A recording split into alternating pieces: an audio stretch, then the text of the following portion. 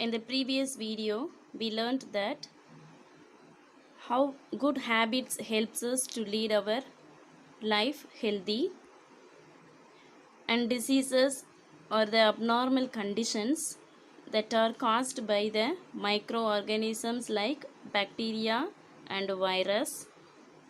Then diseases are divided into two groups: communicable diseases and non-communicable diseases. Already we learnt that communicable diseases caused by bacteria, viruses. Today we are going to see about non-communicable diseases. Non-communicable diseases do not spread from person to person. These diseases are mainly caused by other factors like pollution, lack of nutrients. These diseases never caused by microorganisms like bacteria, germs and fungus and other living organisms. Some of the non-communicable diseases we are going to see now. Wearing out of body parts. These diseases mainly affects our body parts.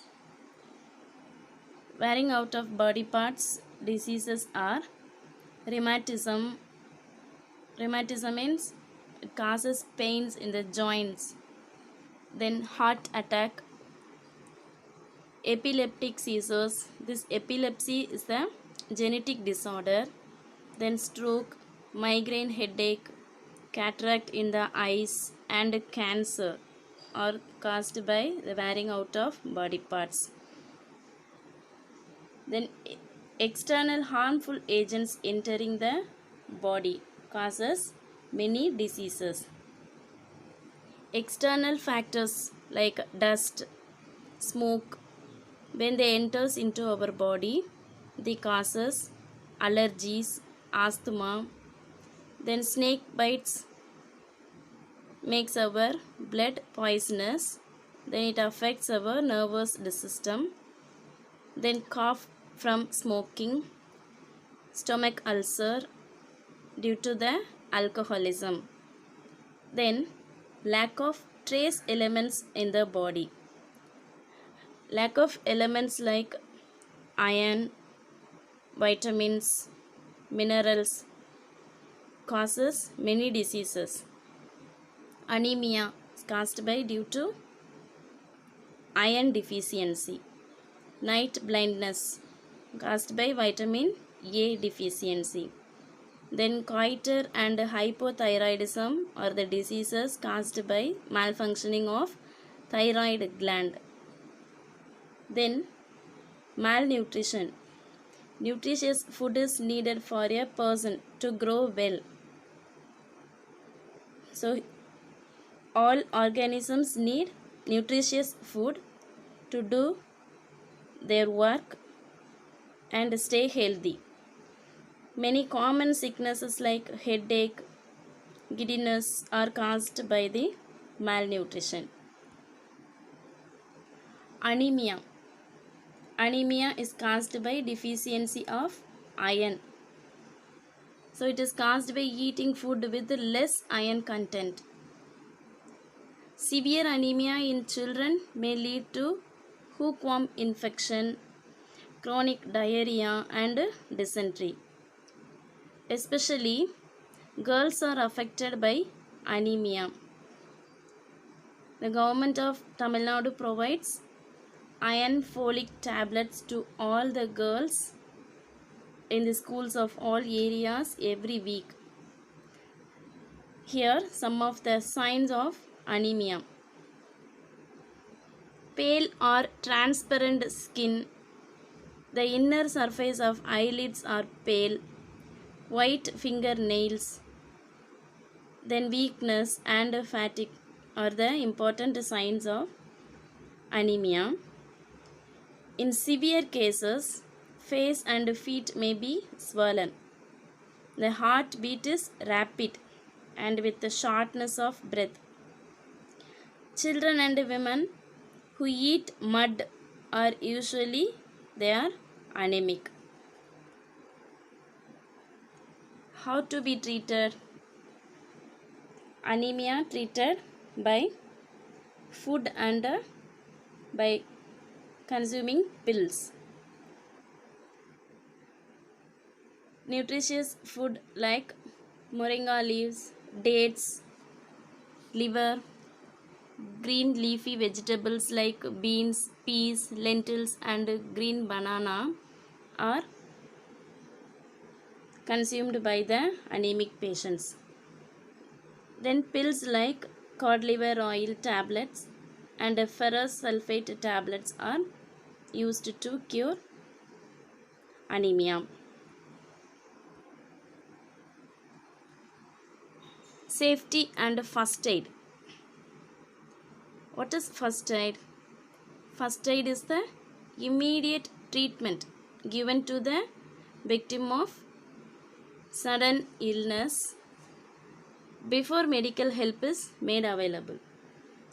So the first aid is the immediate treatment given to the person suffering from sudden illness or injury. First aid should be given before medical care is available.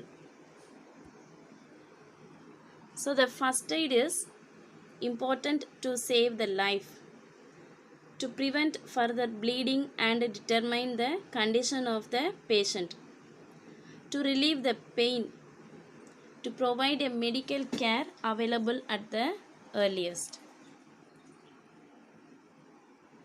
Burns. Burns can cause swelling, scarring and blistering. This burns leads to infections because they damage our skin protective layers. These protective layers are the protective barriers.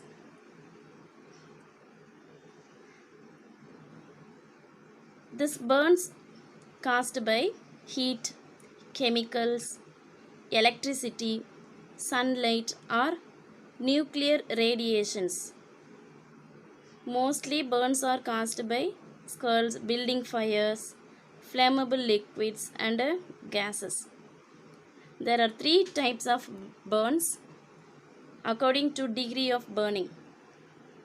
The first degree of burn affects the outer layer. Normally, our skin protected by 3 layers of cells. Skin protects the internal parts of the body. It prevents the invasion of germs. So the first degree burn affects the outer layer, that is epidermis. Then second degree burn affects the epidermis and dermis. Dermis is the middle layer of the skin. Then third degree burn destructs the whole skin.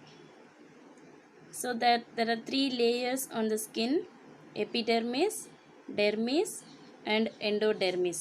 First aid for burning. In case of minor burns, the affected area should be washed with the cold water. Then antiseptic cream should be applied on the affected part.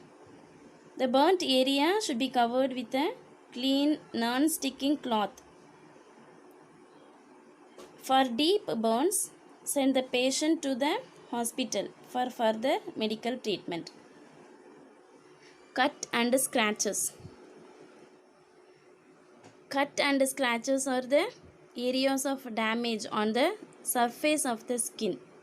A cut is a line of damage that can go through the skin and into the muscles, whereas scratch is surface damage that does not goes into the tissues. So the cuts and scratches may bleed or turn red. It becomes infected and leave scars. So first aid for cuts and scratches. For minor cuts, the affected area should be washed with cold water and cleaned with an antiseptic liquid. If the cut is deep, a clean cotton pad should be placed on the cut and pressed. If the person injured severely, he should be taken to a doctor immediately.